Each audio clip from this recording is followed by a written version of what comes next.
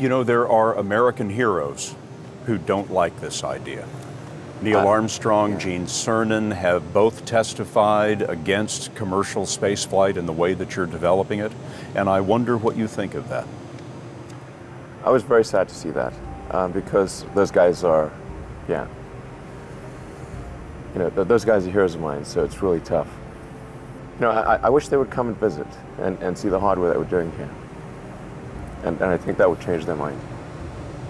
They inspired you to do this, didn't they? Yes. And to see them casting stones in your direction.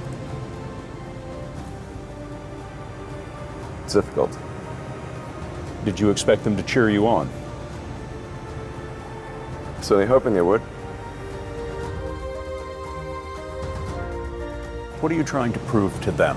What I'm trying to do is to make a significant difference in spaceflight and help make spaceflight accessible to almost anyone. And I would hope for as much support in that direction as we can receive.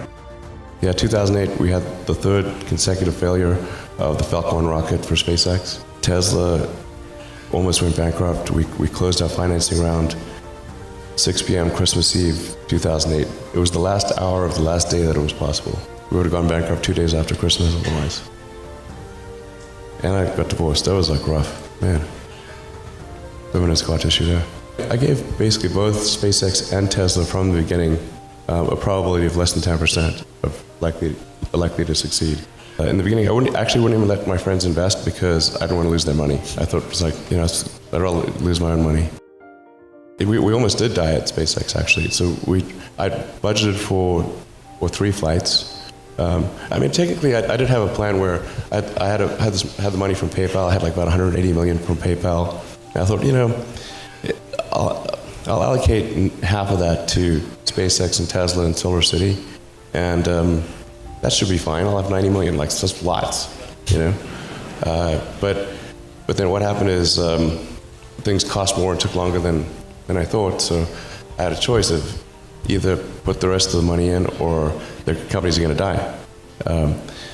And it's like, so I ended up putting all the money in and borrowing money for rent from friends. When I was young, I didn't really know what I was going to do when I got older.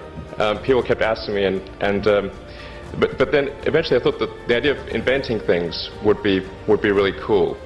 And the reason I thought that was because I read a quote from Arthur C. Clarke, which said that a sufficiently advanced technology is indistinguishable from magic, and that's really true. If you go back, say 300 years, the things that we take for granted today would be you'd be burned at the stake for. Being able to fly, that's crazy. Being able to see over long distances, being able to communicate, having effectively with the internet a group mind of sorts, and having access to all the world's information instantly from almost anywhere on the earth. This is stuff that really would be magic, or would be considered magic in times past.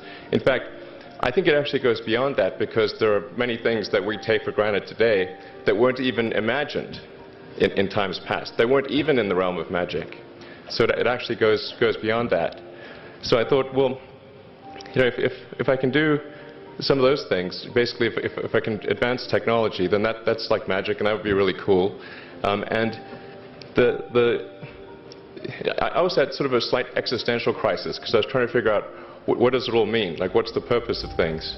And I came to the conclusion that if we can advance the knowledge of the world, if we can do things that expand the scope and scale of consciousness, then we're better able to ask the right questions and become more enlightened, and that's really the only way forward. Even if you're the best, there's always a chance of failure. So I think it's important that you really like whatever you're doing. If you don't like it, life is too short. If you like what you're doing, you think about it even when you're not working. I mean, it's something that your mind is drawn to. And if you don't like it, you just really can't make it work, I think.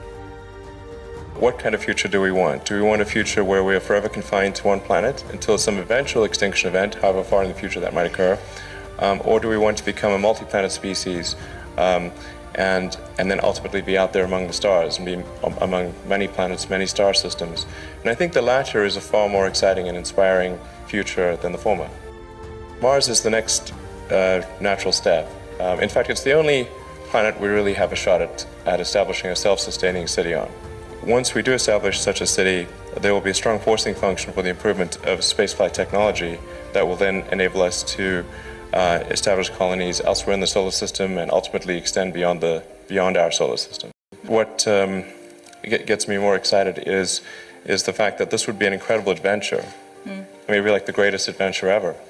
And it would be exciting and inspiring. And there need to be things that excite and inspire people. Yeah. You have to be, reasons why you get up in the morning. It can't just be solving problems. It's got to be, something great's going to happen in the future.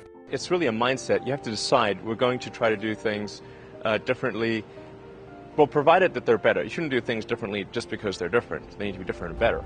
But I think you just have to sort of decide, let's think beyond the normal stuff and have an environment where that sort of thinking is encouraged and rewarded, and where it's okay to fail as well. Because when you try new things, you try this idea, that idea, well, a large number of them are not going to work.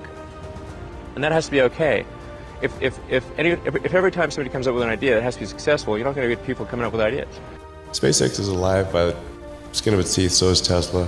If things had just gone a little bit the other way, both companies would be dead. And I had, like, one of the most difficult choices I've ever faced in life was in 2008. I think I had maybe $30 million left, or $30 or $40 million left in 2008. And I had two choices.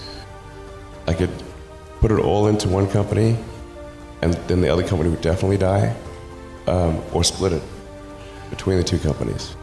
But if I split it between the two companies, then both might die.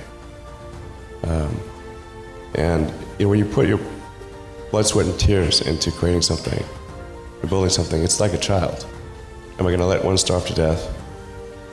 I couldn't bring myself to do it, so I split the money between the two. Fortunately, thank goodness, they both came through. The odds of me coming into the rocket business, not knowing anything about rockets, not having ever built anything, I mean, I would have to be insane if I thought the odds were in my favor. Why even begin? When something is important enough, you do it even though the odds are not in your favor. How much of your personal fortune have you poured into this? $100 million. $100 million into something that you did not believe would work at the beginning. Yes. I'm probably not the guy that most people would bet on. Who wins? It's like a little kid fighting a bunch of sumo wrestlers. Usually the sumo wrestlers win. We're a little scrappy company. Every now and again, the little scrappy company wins. And I think this will be one of those times.